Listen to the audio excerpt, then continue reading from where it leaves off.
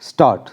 Now I venture to ask, can any law, whether it is social or economic, be applicable with equal force when society has changed completely?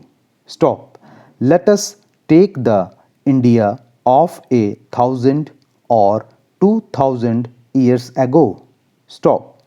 The population of India in those days was 1/100th of what it is today, and India was a community of a large number of villages and some small towns.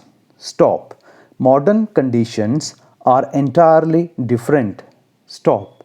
In the cities of Delhi, Calcutta, Bombay, and Madras, industries are growing and new social relationships are being established. Stop. Can anyone say that while all these changes are taking place in our social setup, certain things must remain unchanged? Stop. This bill has been discussed here for a few days, but behind it lie years and years of investigation. Stop. First, there was committee which functioned for a number of years. Stop. Here in this parliament, this matter has come up for the last 3.5 years. Stop. Even before this parliament came into being, bills had repeatedly been moved. Stop.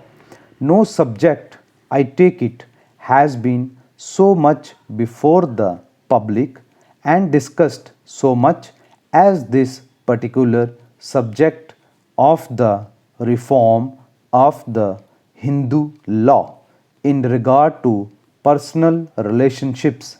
Stop.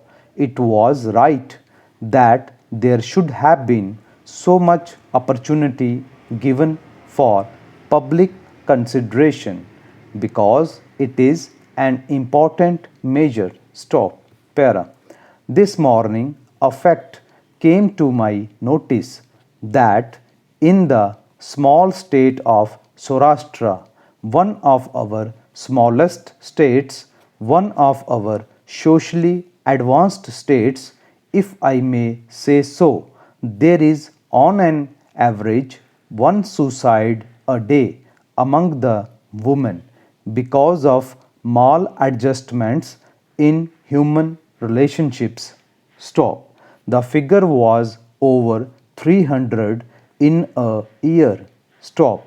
You can calculate the proportion it works out to in that state. Stop. These are authentic figures which the chief minister of that state gave me. Stop. This shows the maladjustment and the difficulties that the women have to face. Stop. I have no doubt that similar statistics may be collected from other parts of India. Stop. Para. I had the privilege of listening to the speech of the honorable member opposite. Stop. The more I listened to it, the more confused and surprised I got. Stop. He dealt at great length with what a sacrament is. Stop. What does it mean? Stop. A sacrament, I take it, is some Hindu ceremony which has a religious significance. Stop. A Hindu marriage is a religious ceremony, undoubtedly. Stop. But does it mean that it is a sacrament to tie up people who bite, who hate each other, who make life hell for each other? Stop. Is that a sacrament or a samskara? Stop. I do not understand. Stop. This has to be considered afresh. stop.